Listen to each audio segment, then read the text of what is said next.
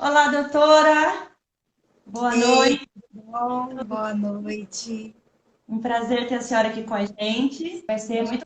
Vai ser muito bom.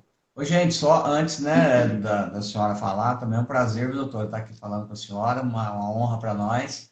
É o pessoal que está entrando aí na live, que é da audiência da senhora e da nossa, né, pessoas que não nos conhecem também, nós somos, né, eu sou o Edmar, da Tati, a Tati do Edmar. Estamos casados aqui já vai fazer 20 anos, né, temos dois filhos, o Abner, de 9, a Letícia, de 4, e temos um projeto, um trabalho que se chama Um Amor de Família, né, igual a Tati já bem colocou, né, há mais de 12 anos aí trabalhando na restauração das famílias, né, do desenvolvimento de pessoas. E né, acho que a nossa missão, né, doutora, ela se completa, ela se encontra também, porque o que, que aconteceu? Por que é que nós começamos esse trabalho? Por que, né, entendemos que Deus colocou isso na nossa vida? Em função das dores que nós tivemos, né, Deus vem curando as nossas dores, está curando até hoje, e através dessa cura vem acontecendo, a gente está tendo a oportunidade de também levar cura Para para outras outras pessoas. pessoas. Inclusive, a doutora está fazendo uma série, né, doutora, de lives relacionada a casamento, né? Casamento conjugal. Tem sido Me lembrei maravilhoso. de uma frase que tem um amigo meu, pastor, de Santa Catarina. Ele fala: vocês falaram que vocês passaram por dificuldades e daí que nasceu o ministério. E ele fala sempre assim: feridas fechadas, ministério aberto. Nossa, muito Muito legal. show de Então bola. já vamos deixar a doutora à vontade aí, né, para falar com a Não, gente. O nosso pode, tema hoje pode, é um. pode falar aí como é, né, que nasceu aí esse trabalho de vocês. É importante as pessoas saberem, né, que como que a gente consegue transformar dor em ministério, né? Como que a gente consegue fazer de uma experiência de vida que foi traumatizante, que foi ruim, que foi desagradável, como que se consegue transformar isso numa coisa boa, né? Em Exato. ajudar outras pessoas, Ah, né? não. Então, nós casamos, né? Nós tínhamos 21 anos na época, né? Então, assim, novinhos, né? Tanto eu como a Tati viemos de famílias completamente disfuncionais, né? E aí a gente vai, se encontra, se fecha dentro de uma casa, Para todo viver para junto, viver né? junto. E aí começaram os desafios, né? Muitos desafios. E a gente, né, naquela época, né, a igreja, hoje se fala muito, né, a gente trabalhar com casamento, mas na época era um pouco fechado, a gente tinha muita dificuldade com quem que a gente vai abrir, né? Nós estamos com um problema no casamento, com dificuldade, né? Nós éramos ativos na igreja, aí a gente não tinha essa liberdade de abrir com ninguém. E aí as dificuldades vinham, só que a gente tinha uns princípios fortes, né? A gente não vai separar, a gente não queria separar. E aí, em cima disso, a gente começou a buscar fora, fazer cursos, fizemos terapia, né, ler livros, e aí a gente começou nessa busca desenfreada de algo que pudesse transformar o nosso casamento, que pudesse, né, nos ajudar. E assim, o que a gente fala muito é que todo conhecimento que a gente foi adquirindo ao longo desse tempo todo, né, o que nos deu sustentação assim mesmo foi realmente a nossa fé, né, o nosso relacionamento com Deus, porque como o Edmar falou, a gente tinha casado com aquele propósito. Não, é aliança, né? Então é inquebrável. Então a gente queria fazer tudo para que desse certo. Não simplesmente também, né, doutora, ficar casado, né? Que acontece com muitos relacionamentos. Fica casado, mas com um casamento fracassado. E aí foi Havia um a compromisso, né? vida. Mas havia um compromisso, né? Quando Isso, você assume, quando você assume um compromisso, as coisas podem ficar ruins, mas você tem um compromisso, né? isso, Exatamente. exato. Então você acaba tendo que encontrar alternativas para você manter o compromisso, né? E o bom é que vocês dois quiseram manter o compromisso, né? isso. Porque muitas pessoas não conseguem porque o trabalho fica de mão única, né? E Exatamente. casamento é mão dupla, né? Aí quando Exatamente. um só quer levar a carga toda e o outro folga, aí aquele que Não é tentou perfeito. levar esgota, né? Então quando os dois assumem o compromisso é muito bom, né? É muito bom. E E aí assim, surge né? ministério, né? Não é verdade. Exatamente, né? E aí é o que a senhora tem falado, né? Quantas coisas que a gente tinha e que realmente nos sabotavam de ter uma vida abundante no casamento, porque não é simplesmente manter o casamento, né, doutora? Né? Igual às vezes a gente Aham. aprende a e fala, mas vocês querem que a gente fique casado e fique sofrendo. Não, a gente quer que você fique casado e fique bem, né? Mas aí vamos deixar a senhora falar agora, né? Tem que deixar a doutora falar, vamos aproveitar. Nós vamos falando aqui e aí a gente vai vendo assim as perguntas das pessoas para ver a medida do possível que a gente vai, né, respondendo. Eu Ok. tive a oportunidade de falar desse tema de autossabotagem já em outros momentos aqui, mas eu fiquei muito feliz de vocês terem pedido esse tema, porque ele se encaixa da vida de qualquer um de nós. Em alguma área da vida a gente se sabota, né? Uhum. Quem não se sabota numa área, se sabota na outra, e essa sabotagem é uma coisa que você não identifica assim tão facilmente, né? Uhum. Então, para que as pessoas entendam melhor, autossabotagem é quando você causa um prejuízo para você mesmo, né? Quando você impede sua própria realização. Eu costumo dizer, é quando você dá com a mão e tira com a outra, né? Você finge que faz, mas não faz, né? Você parece que está fazendo algo de bom e não está.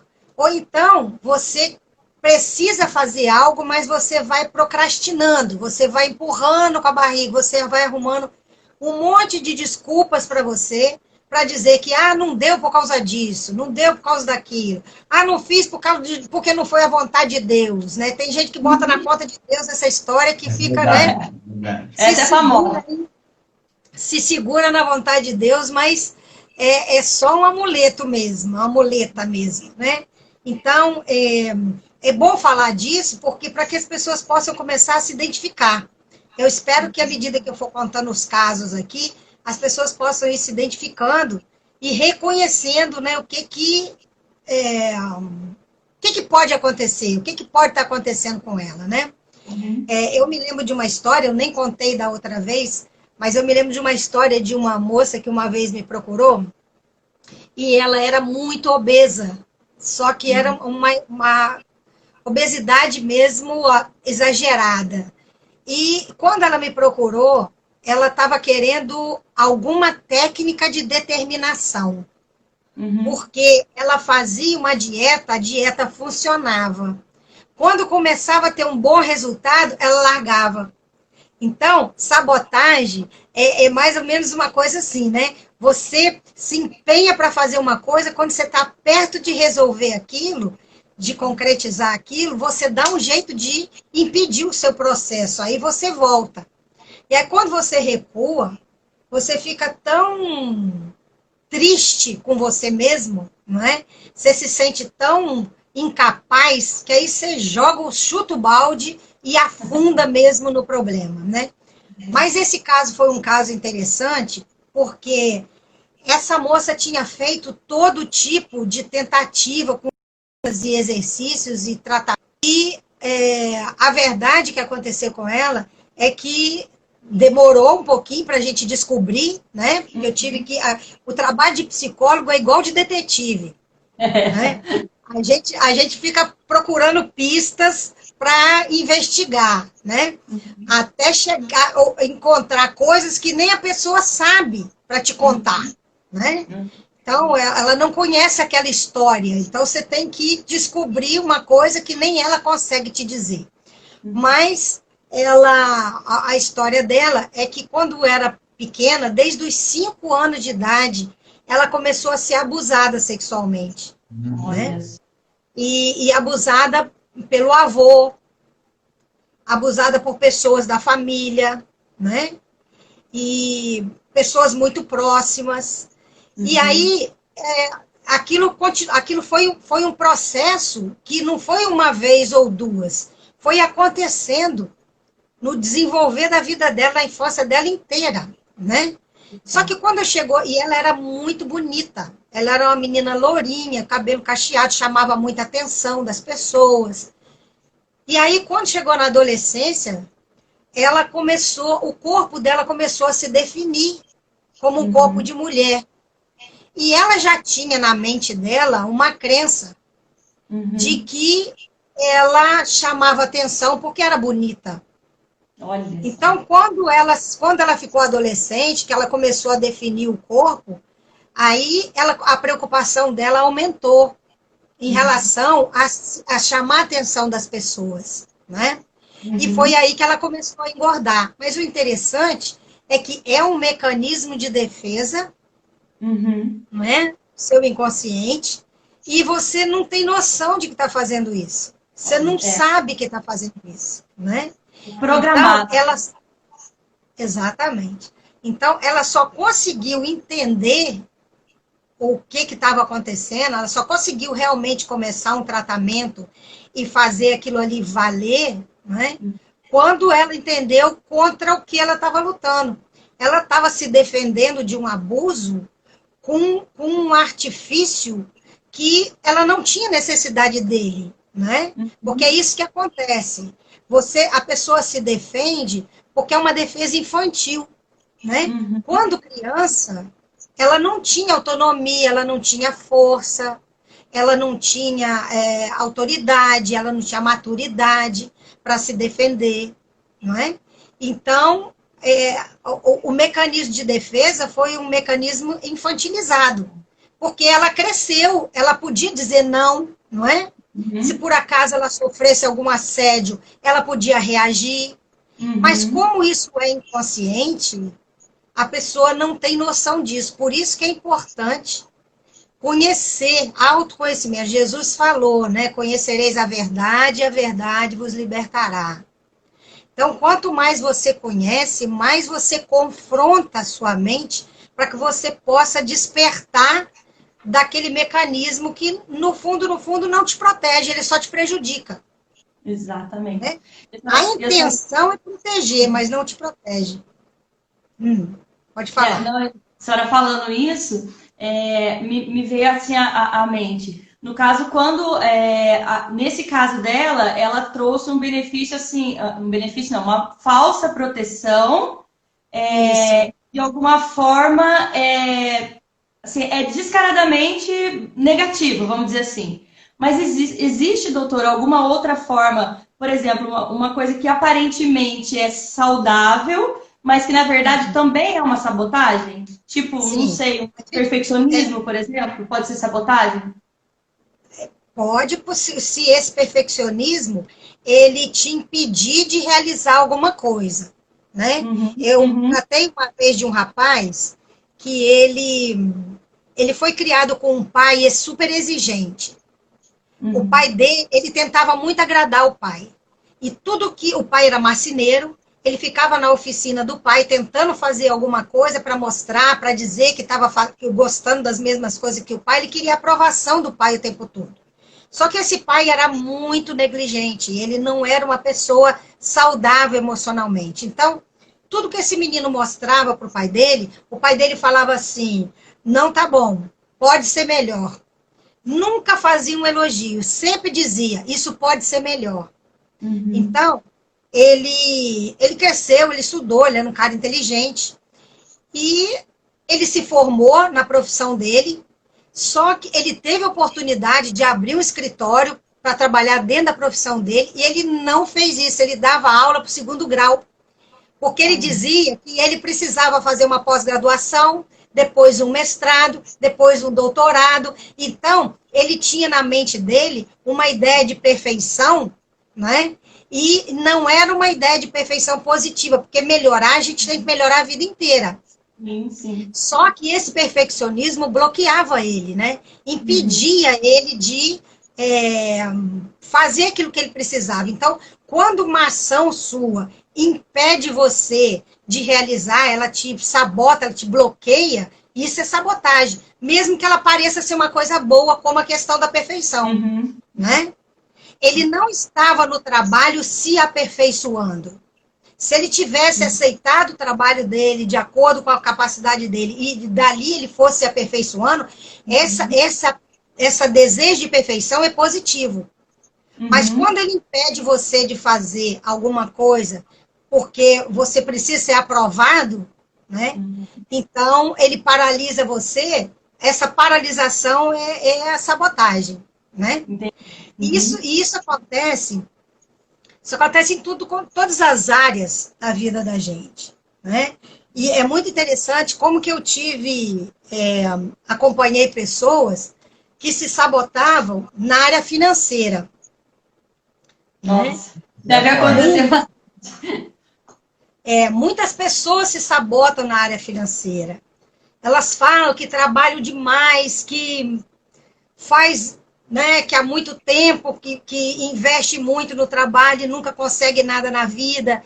Mas se você for olhar, tem gente que ganha menos e tem mais, certo? Tem pessoas que ganham menos que outras e elas conseguem construir mais do que a outra que ganhou muito. Então, o que a outra fez? De alguma maneira, ela se sabota.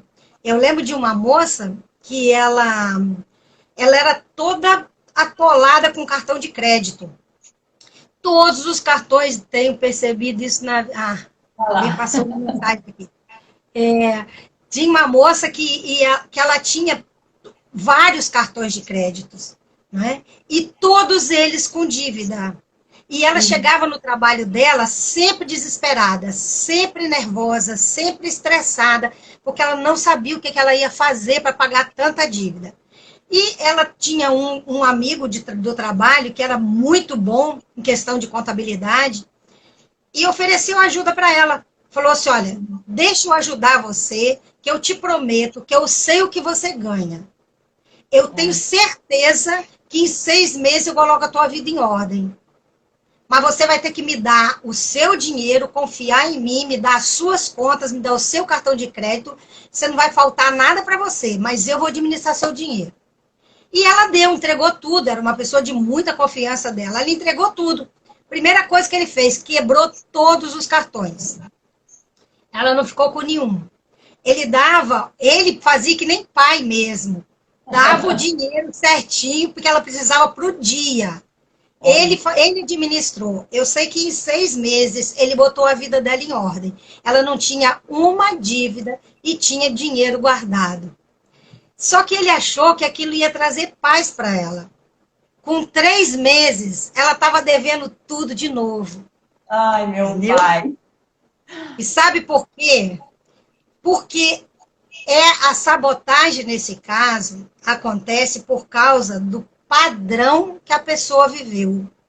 É o modelo que você tem familiar, tem muita gente que vive num determinado modelo familiar que é ruim, é prejudicial, mas é conhecido. Uhum. Então, a pessoa sabe viver dentro daquela situação, por pior que ela seja, ela se sente à vontade, confortável vivendo naquilo. Uhum. E o que acontece é que a família dessa moça, a motivação de trabalho deles era dívida. Eles primeiro faziam uma dívida para se sentir motivado a trabalhar. Olha. Certo? Então, eles não trabalhavam para saber o que pode ou o que não pode gastar. Eles se endividavam para correr atrás de alguma coisa para poder pagar a dívida. Então, quando ela ficou sem dívida nenhuma, ela não entendia como é que vivia naquele estado, entendeu? Então, isso acontece com muitas pessoas até que vivem numa família. Isso acontece com pessoas no relacionamento conjugal mesmo, familiar. Pessoas que nascem numa família, que vivem numa família problemática, que as pessoas sempre brigaram, que as pessoas gritam o dia inteiro, que todo mundo só faz confusão, que é brigalhada todo o tempo. Eu conheço pessoas que não conseguem ficar em paz, ela provoca. Uhum. É a mulher que provoca o marido para poder, porque ela sabe viver só no conflito, ela não sabe viver na paz. Uhum. Então, ela cria um ambiente de guerra, né? Ela sabota a paz dela, porque ela cria um ambiente complicado para ela voltar à situação onde ela viveu a vida inteira, porque aquilo ali é o padrão que ela consegue viver. É como pessoas que viveram na bagunça, né? Uhum. Pessoas que viveram numa casa o tempo todo bagunçada. Você pode arrumar essa casa todinha, em 10 minutos ela consegue desarrumar tudo, porque é uma coisa inconsciente, ela acaba produzindo aquilo sem perceber que está fazendo, por causa desses modelos. Pode falar. A senhora está falando, eu estou pensando aqui, né? O nosso cérebro, ele foi, né, criado por Deus, projetado por Deus, para trazer resultado, para encontrar a solução das coisas, né? E para poupar energia, a senhora me corrige se eu tiver, mas para poupar energia, o que o nosso cérebro faz? Ele procura aquele padrão mais, que seria mais a zona de conforto, que é isso que a senhora está falando. Né? Exatamente, aquilo que é o que a senhora falou. É igual o sapato velho, né? O sapato velho, às vezes tá velho, mas você fala, puxa, mas ele é tão gostoso no meu pé. Fica, sabe que tá sujando o seu pé, você pode pisar numa pedra, mas já tá furando, mas você continua usando aquele sapato que você já tá acostumado a usar, né? Então eu fico pensando no quanto padrão familiar, né? Até o quanto isso vai trazer pra gente, como a senhora falou, é inconsciente, a gente já acostumou, o nosso cérebro já foi programado para trabalhar daquela forma, né? Então ele vai procurar ficar buscando situações em que ele não precise gastar energia para aprender algo novo, né? Vamos dizer assim. Exatamente. Esse é o motivo pelo qual as pessoas escolhem um casamento, né? Ela se sente atraída por pessoas muito parecidas com aquelas com que ela conviveu. E muitas vezes aquela que conviveu deu muito trabalho, certo? Então, às vezes é aquele pai que era um pai muito frio, era um pai distante, era um pai que nunca dava atenção. Ela correr atrás do amor do pai era aquilo que ela conhece, né? O modelo de uma pessoa fria, distante, é o modelo que ela conhece. Então, ela reconhece depois alguém com aquelas mesmas características. Ela acaba buscando a mesma luta que ela travou a vida inteira. Ela mantém aquele tipo de luta. Entendeu? Nossa. Então, é muito importante a gente conhecer a mente da gente, a gente entender as escolhas que a gente faz, não é? Porque senão a gente não se liberta, né? Uhum.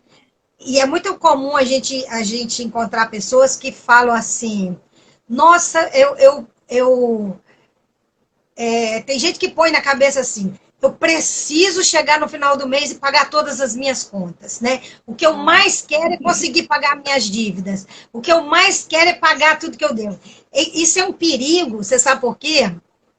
Porque se você chegar antes do final do mês e as suas contas estiverem todas pagas, a sua mente vai criar um jeito de você fazer uma dívida. Porque você programou que você vai chegar no final do mês e vai pagar as suas contas, entendeu? Então, a gente tem que saber até o que a gente sonha, né? O que a gente determina pra gente, qual é o alvo que a gente quer. Porque essa coisa de você falar assim, o meu sonho é eu pagar a dívida, se você não tiver mais dívida, você vai fazer, certo? É verdade. Você vai conseguir fazer dívida para poder pagar ela depois, né? São as crenças, né? São as crenças limitantes que a gente acaba tendo a partir das experiências que a gente tem de quando a gente é criança, que você vai adquirindo isso, não é? Como pessoas que, a partir da experiência de criança, ela entende que ela não vai ser amada, que ela não vai ser querida, né? Que ninguém vai gostar dela, porque ela foi rejeitada pelo pai, porque ela foi rejeitada pela mãe. Então, ela cresce com essa crença, ela dá um jeito de sabotar a vida. Então, ela mesma afasta as pessoas. Ela rejeita os outros antes que alguém rejeite ela, né? Então, é um mecanismo de defesa que Doutora, as pessoas eu conversei com uma pessoa uma vez que ela olha a autossabotagem dela naquela questão da pessoa do sobe e desce, sabe? E ela estava me contando que ela, assim, Edmar, eu sempre tive essa questão do sobe e desce. Altos e baixos. Altos e baixos. Então, eu estava bem, aí eu dava um jeito de cair. Porque só quando ela caía, ela tinha força, né? Só falou da dívida, que a pessoa arruma a dívida para depois ela arrumar a dívida, a motivação do trabalho. A dela, a motivação dela crescer, se desenvolver, era cair. Então ela caiu, e quando ela caía, aí sim, nossa, agora eu estou embaixo. Aí ela tinha força para poder ir, só que como ela viveu isso muito tempo da vida dela, né, nessa oportunidade que eu tive de conversar com ela já estava bem desgastada. Eu falei, nossa, você precisa descobrir aonde é que você aprendeu que a vida é desse jeito, que você tem que estar bem, e quando você estiver bem, e ela falou até do casamento, foi quando eu estava bem no meu casamento, eu estava bem financeiramente, foi uma fase maravilhosa da minha vida, foi onde tudo caiu. E aí ela perdeu o casamento, perdeu as finanças, e ela vinha num processo muito longo, desce, sobe e desce, e ela ficou assim, numa situação muito, muito complicada, né? Porque é outro sabotador. Exatamente. Outras finanças. A pessoa faz isso no casamento também. Exatamente. Se a coisa estiver em paz, ela também vai cair para poder lutar por aquele casamento de novo, mas não consegue. Tem pessoas que não sabem ser felizes. Ela sabe lutar pela felicidade, né? Mas ela não sabe ser feliz. Eu me lembro de uma moça que eu acompanhei uma vez, que ela, desde que ela conheceu, ela entendeu que ia casar com aquele namorado que ela se apaixonou, eles começaram a idealizar uma casa. E eles começaram a trabalhar desde o namoro para construir uma casa ideal, uma casa fantástica que eles quiseram. Eles programaram essa casa desde que estavam namorando. Eles não viajavam, eles não gastavam, eles não se davam presente. Todo o dinheiro deles era em função dessa casa. E eles realmente conseguiram. Eles casaram, levaram mais 5 anos de casamento, passando por todas as dificuldades do mundo, mas eles viviam numa alegria muito grande. Ela contava que ele chegava em casa, parecia que eles eram namorados, entendeu? Que de 5 anos de casado, ele chegava doido para chegar em casa e eles eram vibrantes os dois. Quando eles conseguiram terminar a casa, 1 ano depois que eles estavam morando dentro da casa, eles estavam se divorciando. Olha só. E o trabalho estava sendo dividir a casa. Porque eles não aprenderam a ser felizes, eles não aprenderam a viver sem ter uma luta, né? Eles tinham um grande propósito, eles sabiam fazer sacrifícios para um propósito, mas eles conseguiram o propósito, eles não sabiam viver com ele, entendeu? E aí a pessoa sabota tudo, ela sabota o casamento, ela sabota a finança, ela sabota tudo porque ela só sabe viver aquele tipo de padrão. Você ia perguntar uma coisa aí. Não, eu falei das finanças, já deu o exemplo da dívida, né? Mas eu tenho outro exemplo também que encaixa bem aqui, que é quando a pessoa, ela ganha dinheiro, mas ela ganha dinheiro e está com o dinheiro no banco e ela tem aquele padrão financeiro dela, e o que ela acontece? Ela arruma um jeito de gastar o dinheiro. Você já deve ter visto já. Ela arruma um jeito, ela arruma um jeito. Ela ou vai ganhar um dinheiro, ela já começa a viver na cabeça dela, não, eu já vou arrumar um jeito, eu vou trocar o carro, eu vou comprar um celular novo, ela vai ganhar o dinheiro, vai receber o mês que vem, vai ganhar lá 5 mil, 10 mil reais, sei lá, 50 mil, e ela já está arrumando um jeitinho de gastar aquele dinheiro, porque ela está acostumada também, né, dentro de um padrão. Isso também, eu creio que seja uma autossabotagem. Exatamente. A pessoa puxa o próprio tapete, né? Ela não sabe realmente ter aquela tranquilidade de saber que o dinheiro está ali. É a pessoa que só sabe dever. Ela sabe correr atrás de pagar a dívida. Mas ela não sabe ter o dinheiro, viver num determinado padrão, né, confortável, em paz. Isso que se encaixa na questão da sabotagem. Uma outra coisa que se encaixa é quando a gente fala sobre projeto e fantasia, né? Isso é legal, doutora. Fala aí. Fala, doutora. Sonho e fantasia. Pois é. Tem muita gente que confunde as coisas, né? Quando você tem um projeto de vida, você tem um projeto palpável, certo? Você tem algo concreto, objetivo, né? Que você sabe onde você quer chegar e você tem os passos para dar, né?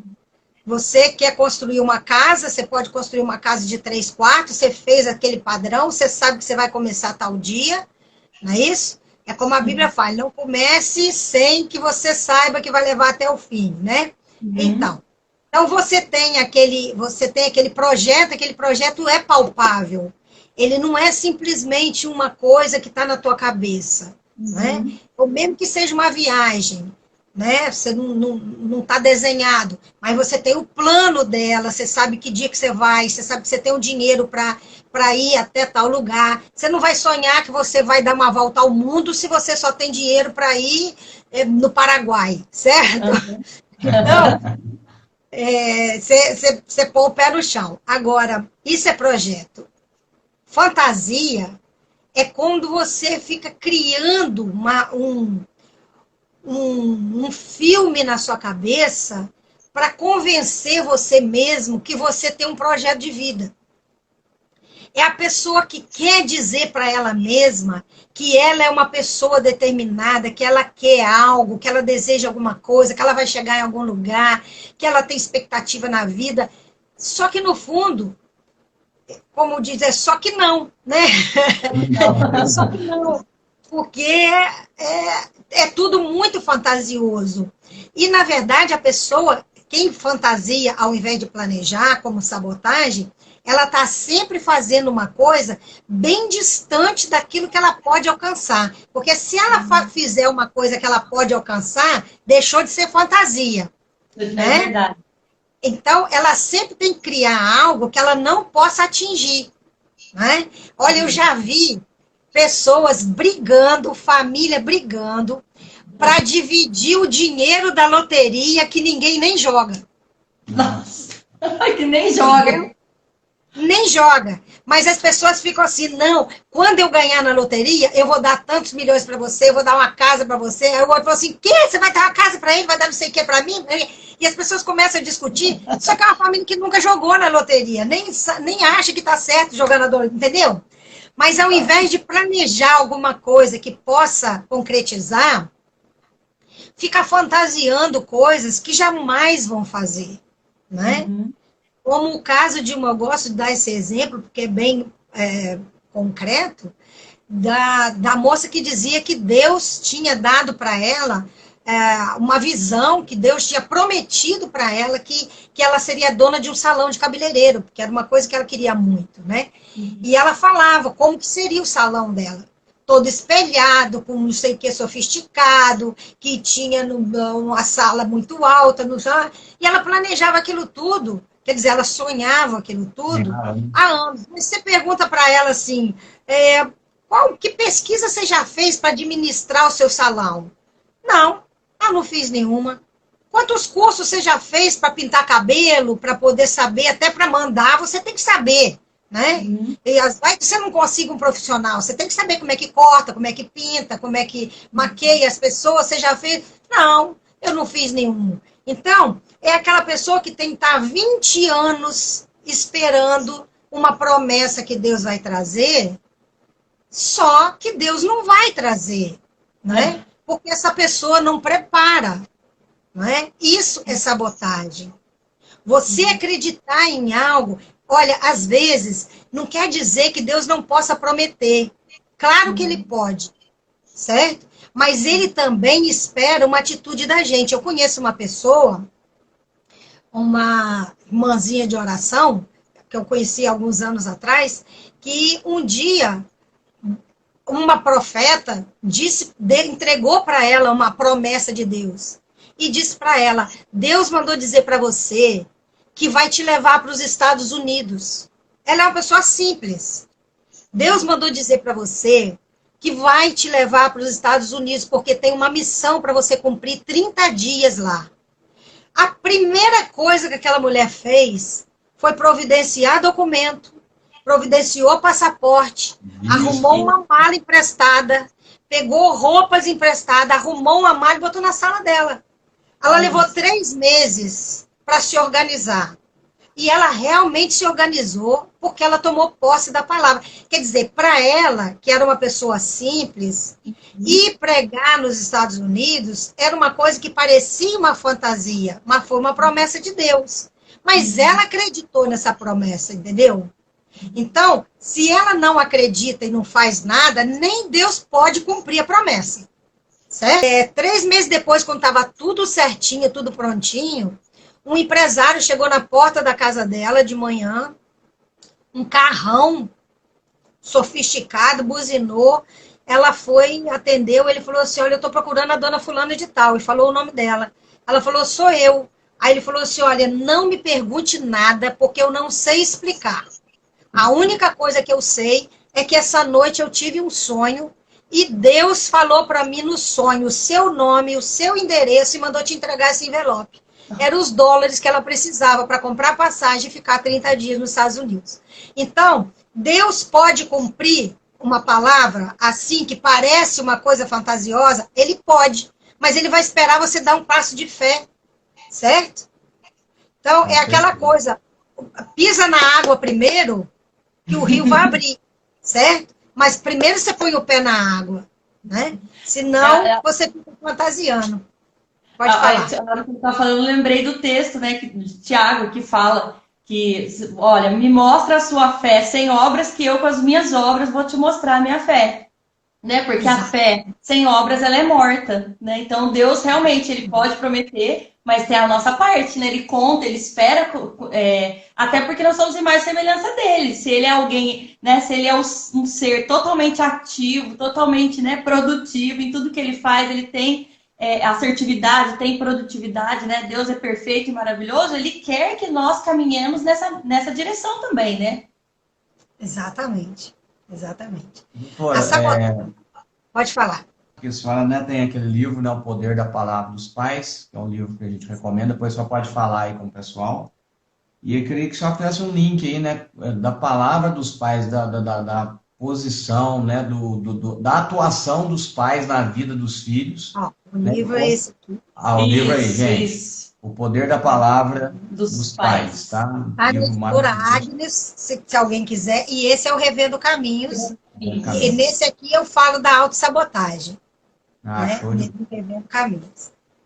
Esses livros estão lá na editora Betel ou algum outro lugar? No site da editora Betel.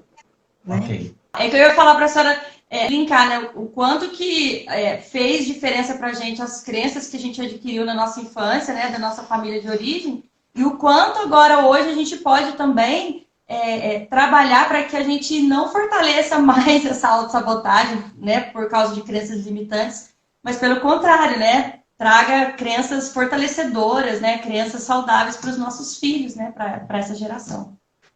Exatamente. A infância, né, ela é muito importante, né? Então, pais precisam estar muito ligados. E a educação de filho, muitas vezes, ela vai sozinha, né? Ontem eu fiz uma live com um casal, mora nos Estados Unidos, sobre pais intencionais, né? Então, é muito importante você saber exatamente o que você está fazendo.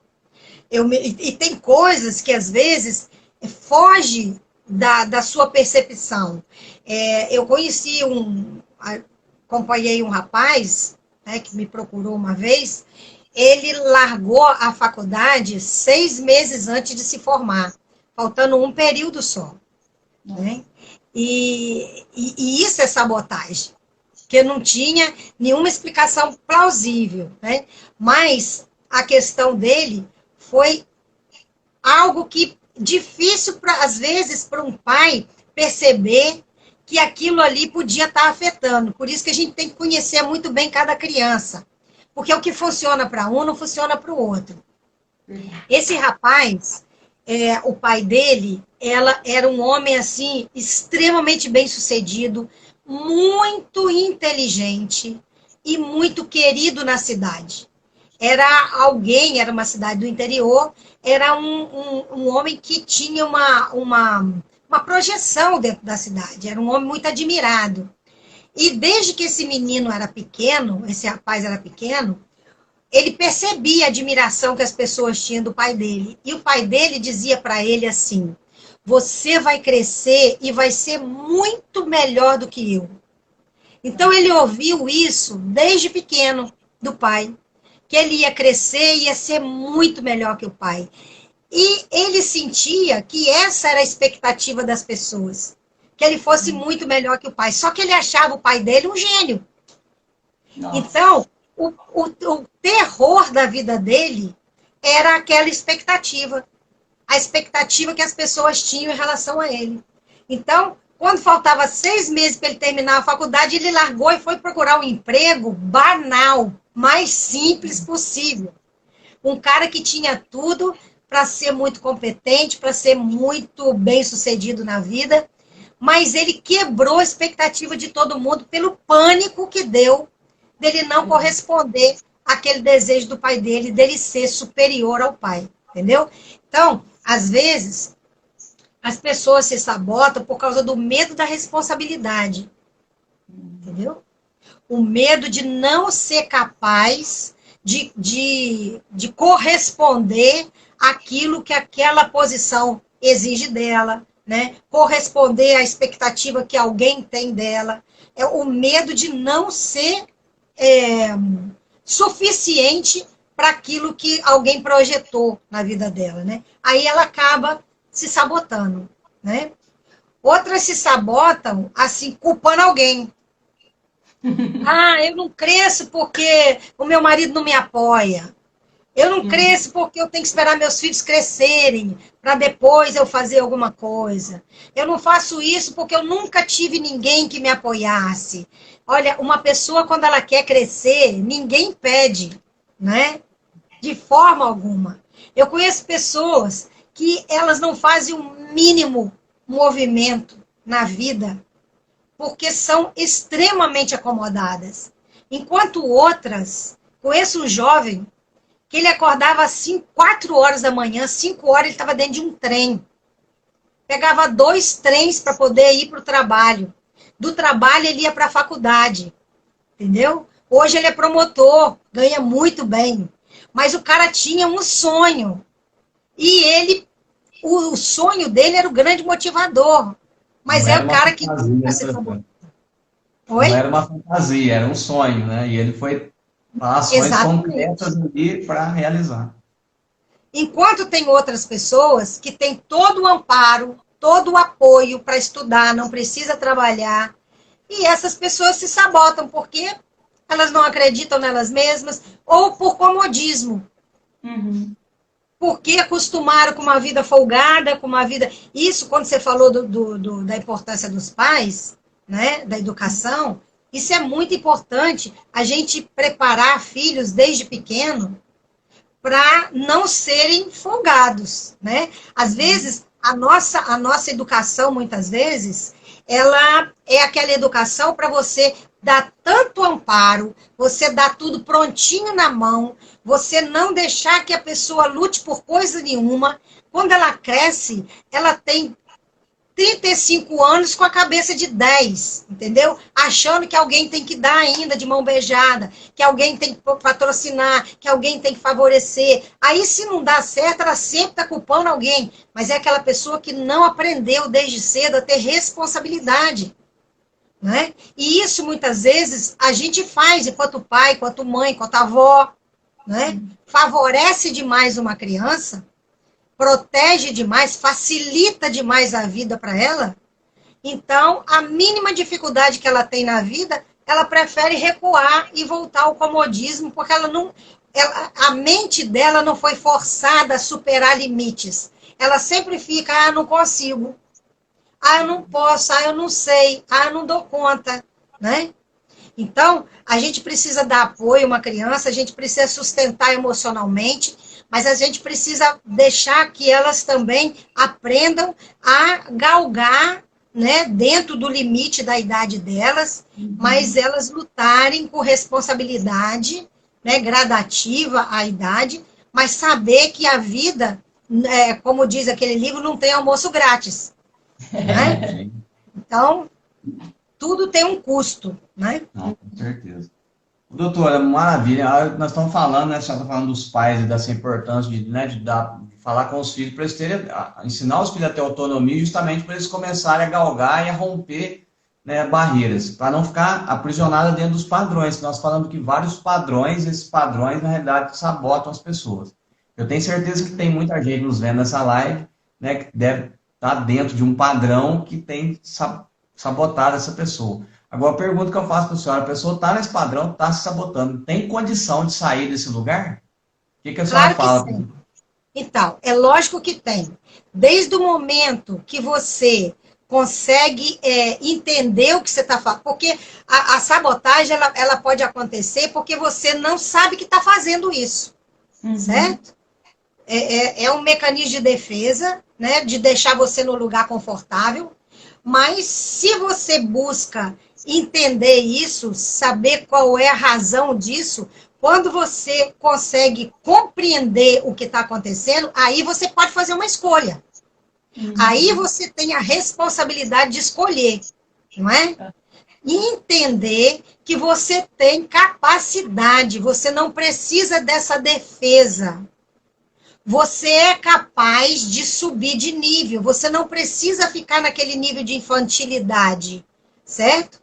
Você olha para dentro de você, descobre o mecanismo que você está usando, entende que esse mecanismo, na verdade, confortável, ele é um mecanismo, não é que a gente tem um lado mal dentro da gente, não, certo? Porque às vezes a pessoa pensa assim, nossa, tem um inimigo dentro de mim, certo? Aí joga pro inimigo. Não é que tem um inimigo dentro de você, é que tem alguém, como por exemplo, o caso da moça que eu falei que não conseguia emagrecer porque o subconsciente dela colocava a gordura para que ela não ficasse atraente. Aquele mecanismo de defesa inconsciente era para proteger. A intenção do mecanismo de defesa é proteção, certo? Só que é um mecanismo de defesa infantil. Ele não é maduro.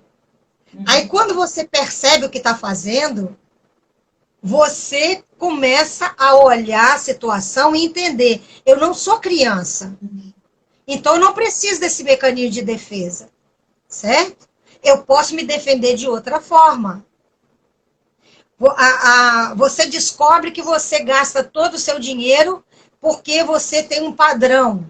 Bom, a minha família tinha um padrão, mas eu não sou a minha família. Eu posso romper isso, eu posso fazer escolhas. Eu posso escolher outras coisas, eu sou livre para escolher. Eu não tenho que repetir o mesmo padrão, certo? Então, tudo tem que partir da consciência. Tudo tem que partir do conhecereis a verdade e a verdade vos libertará. É você entender o que está acontecendo para que você faça novas escolhas na vida, certo? Se você não entende, você é impulsionado a fazer algo que você está aprisionado, você está cego, você não enxerga. Então, a gente precisa acordar, né? Agora, a gente faz isso também, é importante a gente colocar, que a gente também se sabota na área espiritual. Certo? Muitas pessoas se sabotam espiritualmente. Elas acreditam, elas ficam confortáveis achando que elas são crentes, né? Que ela está salva, né? Que a salvação dela é garantida, mas ela não enxerga que ela não teve mudança de vida. Tem gente que acha que basta, eu estou indo na igreja, eu estou salva. Né? E ela não busca mudança, ela não busca fazer, examinar ela mesma, ela não procura nem conhecer a palavra de Deus, né? E, infelizmente, existem lugares, existem pessoas, né? Existem líderes que acreditam nisso, que basta você acreditar em Deus e você não precisa de transformação de vida. Certo? Só que as pessoas, elas não entendem o que é fé. Porque se você crê em Jesus, se você tem fé em Jesus, você sabe que o que ele disse é verdade. Se você sabe que o que ele disse é verdade, você obedece. Então é incoerente você viver de qualquer jeito e dizer que você tem fé. Ninguém vive de qualquer jeito com fé. Quem tem fé não vive de qualquer jeito. Quem tem fé é transformado pela fé, certo? Sim. Então, não combina, uma coisa não combina com a outra. Aí a pessoa fica do lado de fora, acreditando que porque ela visita uma igreja, ela é crente, mas ela não busca nenhum tipo de transformação, né? Infelizmente, tem líderes que apoiam esse tipo de mentalidade, né? De que Deus não está pedindo nada de ninguém, né?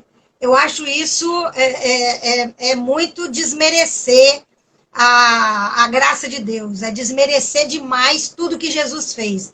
As pessoas falam que, não, Jesus já fez tudo que tinha que fazer, não precisa fazer mais nada.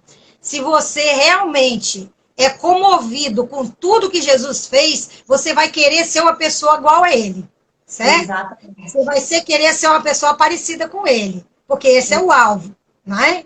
Então, você vai parar de se sabotar e vai começar a caminhar num caminho de realmente transformação de vida, né?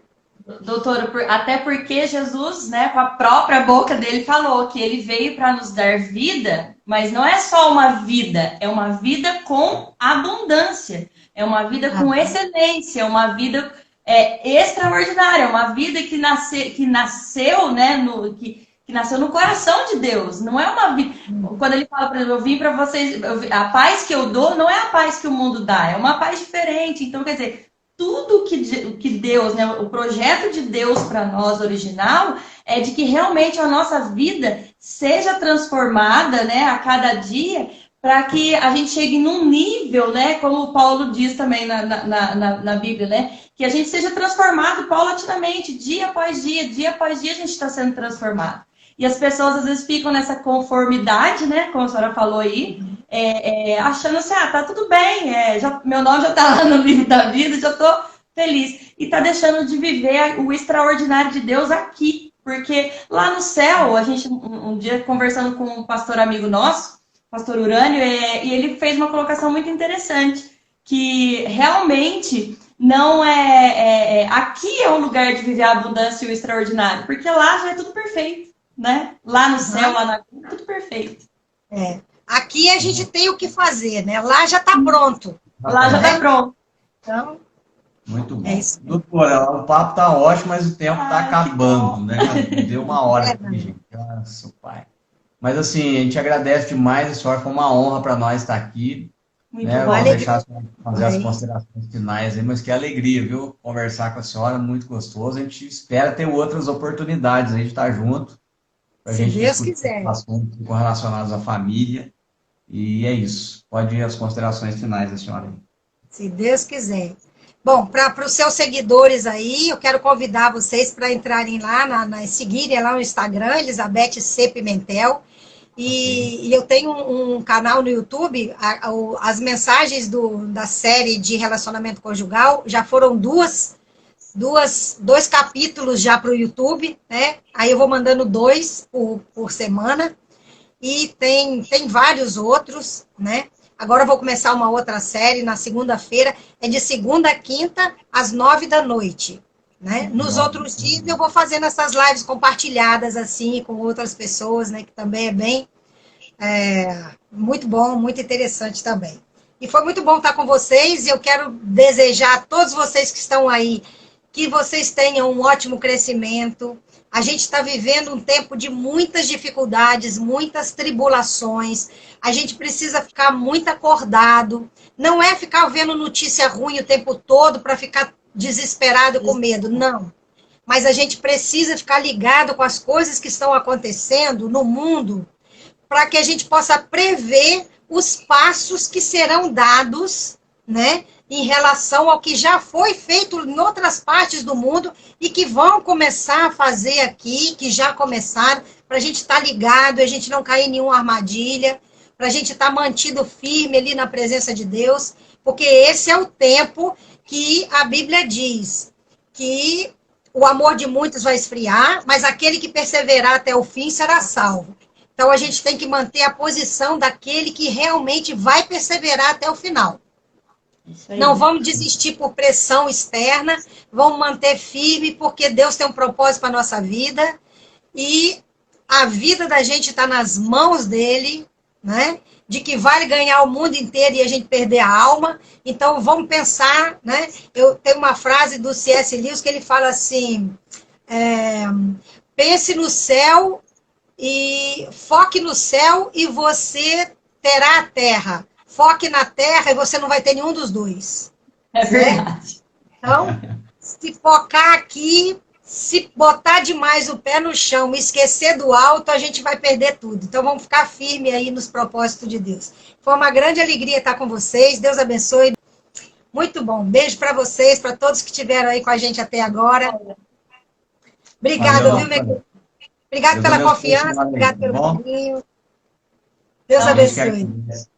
A gente que agradece, vamos estar juntos mais vezes e depois que passar a pandemia, tá falando para minha esposa, vem conhecer Itajubá, sul de Minas, se não conhece, comer o famoso pão de queijo e comer o famoso trem. Só não sabe o que é, só vai descobrir de que só vier aqui. Vem cá comer um trem com a gente. Beleza. Eu já morei em Monte Verde, sul de Minas. Perto aqui. Frio pra caramba lá. E demais. Mas é só me convidar, que com certeza eu vou, tá bom? Tá bom, Deus abençoe, gente. Até a próxima. Valeu, um Deus abraço. abençoe, doutora. Fica com Deus. Fica com Deus, gente.